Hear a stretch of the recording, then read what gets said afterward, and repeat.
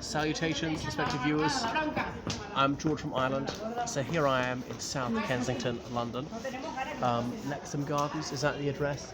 You can see Lanarksley House behind me with the blue plaque, and that's where Terence Rattigan was born. He was a renowned dramatist of the mid-20th century. So he was born here in 1911, and there's some uncertainty the actual day he was born, not that it matters. And as you can tell by this very salubrious area, he was from a wealthy family. His father was a member of Parliament for Lanarkshire, hence the name of the house, Lanarksley. So the house had been built not that long before. So Rattigan, he was of Irish extraction. Hooray! Yet another wonderful Irishman whom we don't recognise. Shows just how high social status we had, but there was very little anti-Irish prejudice. And he had some Scots and English ancestry too. So his grandfather had been a noted judge who served in India, and his father was a diplomat and a notorious cad. He had an affair with some Eastern Europe, with a Romanian princess, impregnated her outside of marriage, which ended in a termination. Illegal, of course, but the royal house couldn't allow his honour to be stained. Infanticide was far preferable to embarrassment.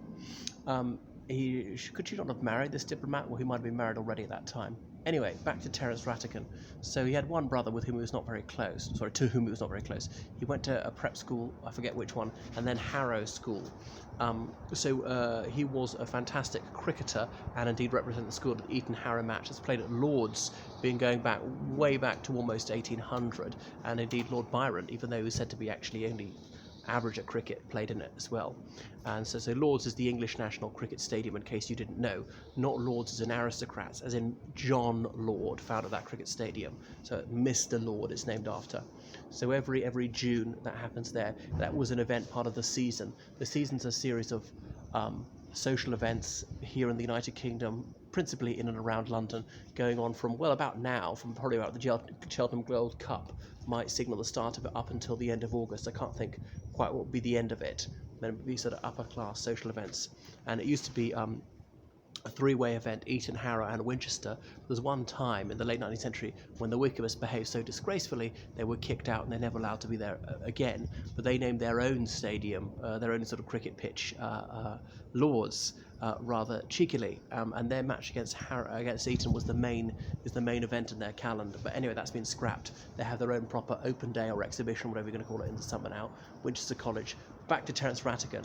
So he was a clever chap, and he had to be in the OTC, Officer Training Corps, had to do military training, which he didn't like over much. And as a teenager, he realised that he was homosexual. Now, a lot of boys dabbled in it back then because it was an all-boys school, and so they had very little contact with girls, and girls of good family were not going to do the business or come anywhere close to it until they were married. Some of these upper-class boys were consorting with ladies of the night, but so some of them were confused about their sexuality or just experimenting, and most of them grew out of it really as soon as they left school. But he didn't, and he realised that really was his orientation. Of course, all homosexual behaviour was illegal in this country until 1967.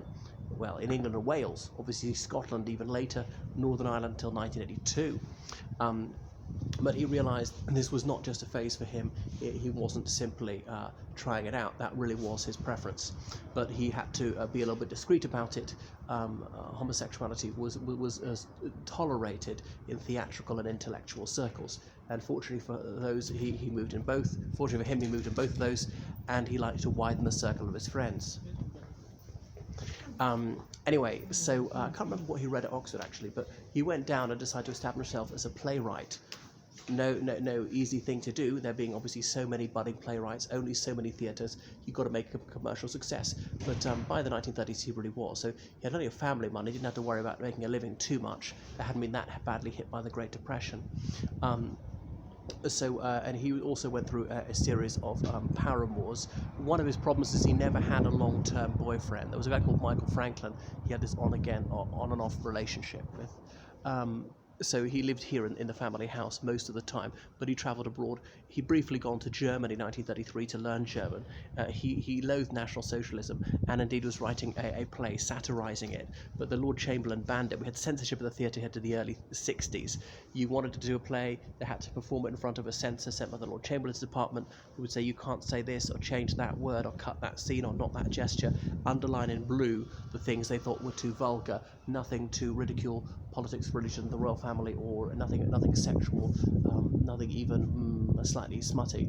And because they were underlined in blue, these vulgar ones became known as blue jokes. Even stand-up comedy was to be censored to then, had to be pre-scripted and approved material. But anyway, the Lord Chamberlain wouldn't do it because it was so provocative towards the Third Reich. This is 1939. They thought, well, no, we don't want this play to cause war. The war broke out, and okay, he was allowed to do it.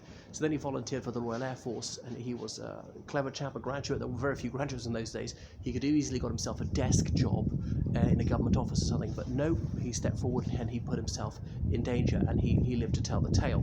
So he was widely appreciated in plays like The Winslow Boy, which has since been turned into film. I think it's quite tedious. It's about a Catholic boy, a victim of anti-Catholic prejudice at Osborne, which is some sort of Royal Naval Training College before the First World War, false accused of a theft he didn't commit, defended by Edward Carson, played the Ulster Unionist leader.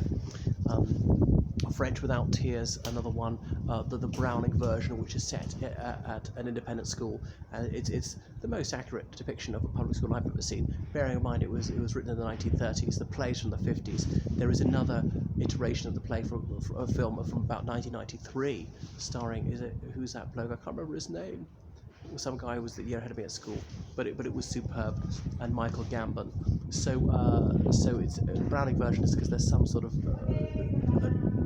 translation of is a Greek text and by Browning. Oh, must be Robert Browning, the renowned poet.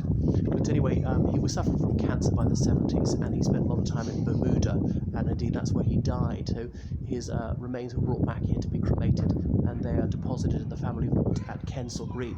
It's where people are dying to be seen. So that is Terence Rattigan. I think almost nothing about is performed these days. There are some modern actors like Tom Hollander who really appreciate his work, and he reworked other people's novels into film scripts as well. So that is Sir Terence Rattigan, one of the first playwrights to become part of the knightage. That's enough for me. Toodaloo.